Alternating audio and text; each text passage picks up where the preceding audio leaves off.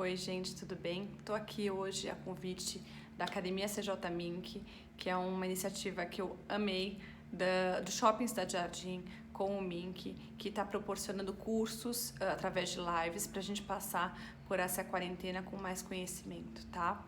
Hoje eu vou falar especificamente de foco, né? Como a gente tornar a nossa rotina, o nosso dia a dia mais produtivo. Claramente isso é muito difícil no momento de quarentena, porque antes a gente tinha toda a nossa rotina organizada, a gente saía para trabalhar, saía para levar o filho na escola. Todos esses compromissos estão muito misturados, a gente não consegue fazer mais essa separação. Então o meu objetivo aqui é trazer elementos e ferramentas que possam ajudar vocês a se organizar melhor e a aproveitar melhor tudo que está na cabeça de vocês, ser mais produtiva, ser mais criativa, tá? Eu vou começar com um fato que eu acho super importante. A gente não pode confundir quarentena primeiro com férias, não é, né? É muito diferente disso. E segundo ponto, cada família, cada desenho de família tem uma quarentena diferente. Então, um casal que não tem filhos vai passar, consegue dividir o home office, consegue se organizar melhor. Quem tem filhos muito pequenos é muito mais caótico. Quem tem filhos adolescentes já consegue também se organizar melhor. Então, não se compare com outras pessoas, né? Então, assim, cada um tem uma realidade diferente, financeiramente falando, em termos de família também. Então, é importante a gente ter isso na cabeça. Outra coisa, o que é foco? Na verdade, é você ter um objetivo definido. O que eu acho que acontece com a maioria das pessoas é que essas pessoas não têm um objetivo definido. Então, eu vou fazer uma analogia que eu adoro, que é, por exemplo, quando você coloca no GPS o endereço, ele pode errar a rota, ele pode ter que se reorganizar, mas ele vai chegar lá. Se você não tem esse endereço final, que é esse objetivo final, é impossível que você consiga chegar nesse objetivo, porque você nem sabe qual é, né? Então, assim, a minha primeira dica aqui é vocês fazerem 3 listas, que eu acho que é essencial. Primeira coisa, o que vocês precisam fazer. Então, eu preciso abastecer minha casa, eu preciso fazer as minhas reuniões de trabalho, eu preciso fazer 1 hora de lição com meu filho por dia. Então, vai ter essa primeira lista. Segunda lista, o que eu vou fazer, o que eu gostaria de fazer. Então, se sobrar um tempo depois que eu cumprir todas essas tarefas, o que eu posso fazer depois? Eu quero ler um livro, eu quero finalizar uma coisa que eu comecei, um projeto que eu comecei e tal. Essa segunda lista. E a terceira lista é o que eu preciso fazer depois da quarentena, depois que esse momento passar, tá? Porque assim, a gente quer acreditar e vai com certeza haver vida após a Covid, após tudo isso ser resolvido. Então, um médico que você ia fazer um exame que você não vai fazer agora, você precisa ter isso organizado também numa outra caixinha. Então, são 3 caixinhas. A primeira, o que você precisa fazer, a segunda, o que você gostaria de fazer, e a terceira, que é para tirar da frente e você só vai voltar a olhar para isso depois da quarentena, tá? Agora, como é que a gente vai se organizar para fazer o que a gente precisa fazer e para ter tempo extra, se possível? Em primeiro lugar, é fazer uma reeducação e digital. Do mesmo jeito que a gente tem reeducação alimentar, a gente precisa pensar e olhar com cuidado porque o que a gente está ingerindo digitalmente e o quão perigoso isso pode ser. Então, eu vou focar em 2 coisas aqui.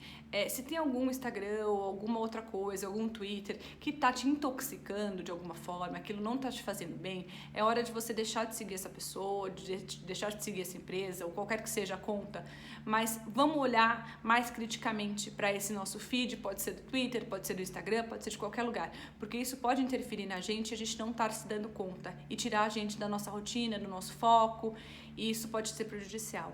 Outra coisa, se informar por grupos de WhatsApp. Primeiro que eles vão pipocar o dia inteiro e isso vai assim, aniquilar a sua concentração. Então, deixa a maioria no silencioso, só deixa aberto o que for muito importante. Você pode checar isso à noite e tal, para ver o que é mais importante.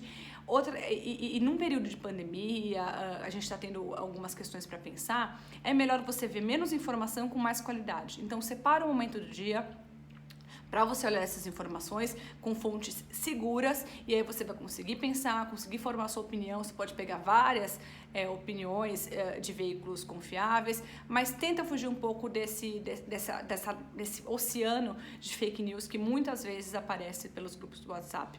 Fora que assim, isso é muito tóxico na hora que a gente vai dormir, na hora que a gente está lidando com uma realidade muito difícil. Então, escolha momentos do dia para você olhar para isso, para você pensar, para você analisar, e não fica olhando para isso o dia inteiro, porque o efeito vai ser muito pequeno e você pode acabar se entupindo de informações mentirosas ou equivocadas, tá bom?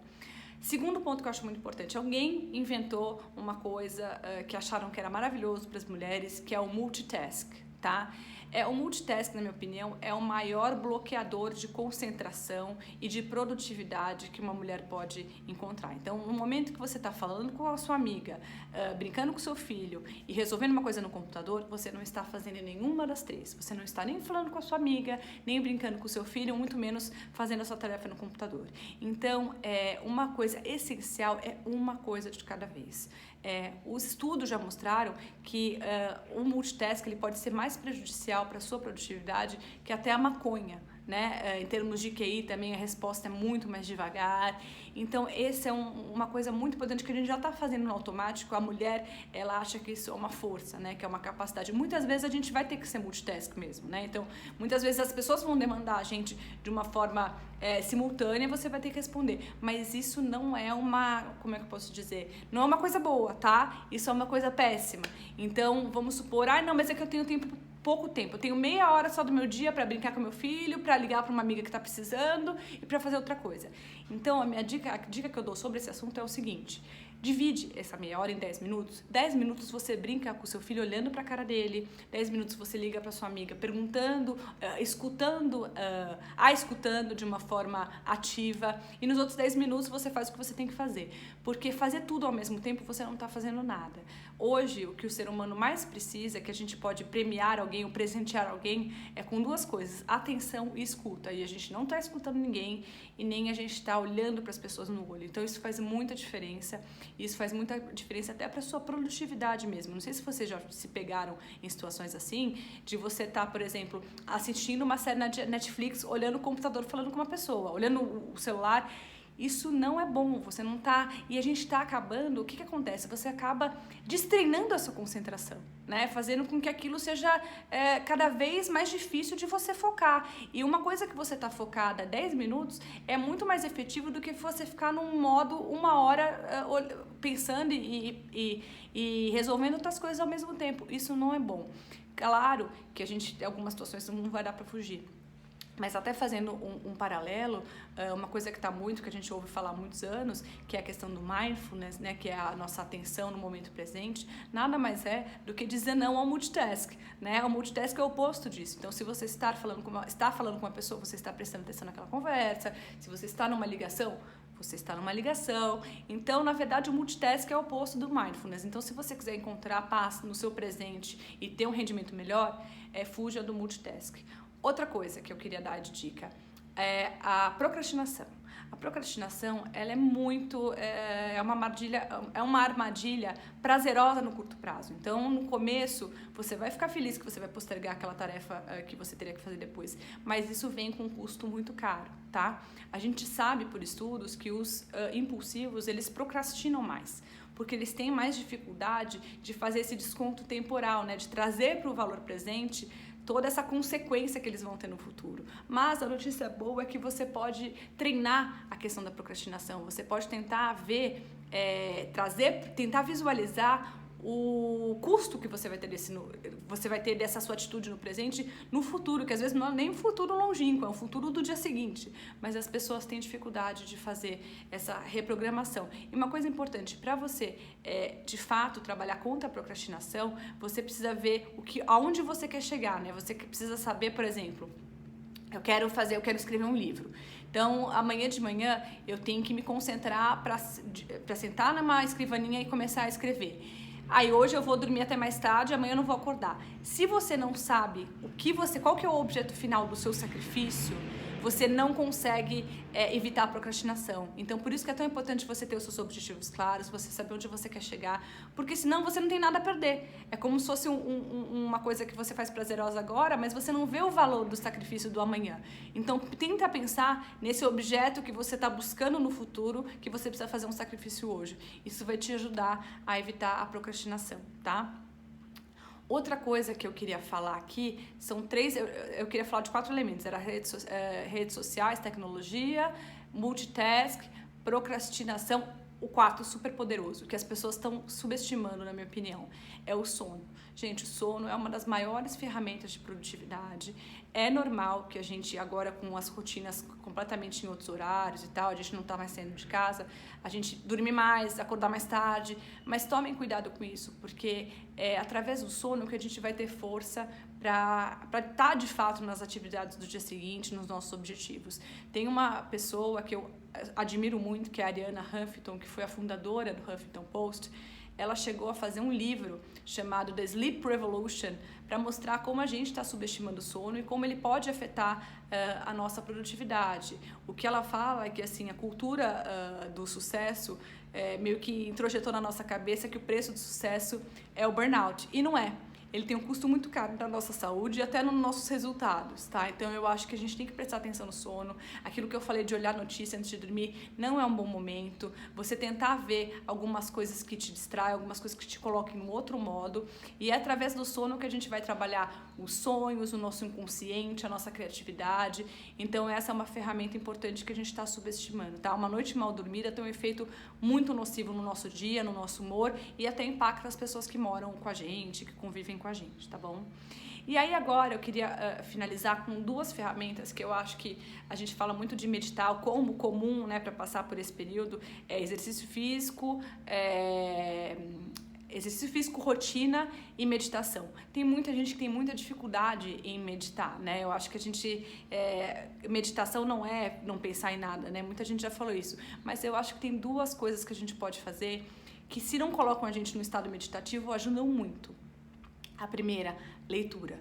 A leitura, gente, os benefícios da leitura são infindáveis. Vai desde aumentar a criatividade, aumentar conexões neurais, aumentar a empatia. Então, eu acho que a gente está fazendo pouco uso dessa prática e desse canal que a gente tem tão poderoso com a nossa cabeça, com a nossa criatividade. Você muitas vezes vai conhecer realidades de pessoas que você jamais teria a chance de conhecer através de um livro. E eu acredito que hoje, com a nossa epidemia da falta de concentração que a gente vive, eu acho que você conseguir ficar meia hora lendo sem parar, né, sem olhar o celular, sem falar com alguém, para mim equivale a uma prática meditativa. Então vamos fazer mais uso da leitura. Isso vai aumentar o nosso repertório, vai fazer com que a gente tenha mais, como é que eu posso dizer, contextos diferentes para a gente trabalhar na nossa vida.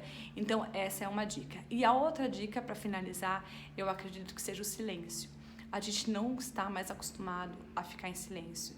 E é engraçado que assim, as grandes descobertas do mundo, não descobertas, mas insights que levaram possivelmente à descoberta, foram através de momentos de silêncio, né? Porque muitos executivos eles têm que escalar um monte para conseguir chegar a uma solução, porque é ali que eles vão ter paz de espírito, eles vão conseguir organizar as ideias, né? Eu costumo falar que o silêncio é como se fosse assim, quando você está fazendo um bolo, você tem todos os ingredientes secos, você precisa colocar o óleo, ou o leite para juntar aqueles ingredientes. E o silêncio faz isso, ele faz com que você consiga, primeiro, ter paz, segundo, você consiga juntar todas as informações que a sua cabeça tem, todas as suas ideias, as coisas que você quer resolver, elas conseguem se aliar e você consegue chegar, talvez, a uma solução que no meio do caos você nunca vai chegar.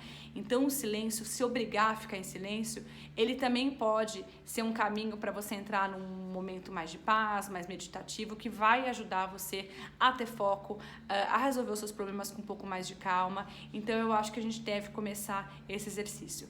Eu espero aqui que eu tenha ajudado vocês. Eu não acho que isso vai resolver a vida, né, de ninguém, mas meu objetivo é que vocês reflitam sobre esses pontos que eu coloquei aqui, e eu tenho certeza que isso vai ajudar vocês no dia a dia, vai ajudar a questão do foco, que eu acho que é uma ferramenta poderosíssima para a gente conquistar o que a gente poderia com as nossas competências. É só uma questão da gente se exercitar em relação a isso.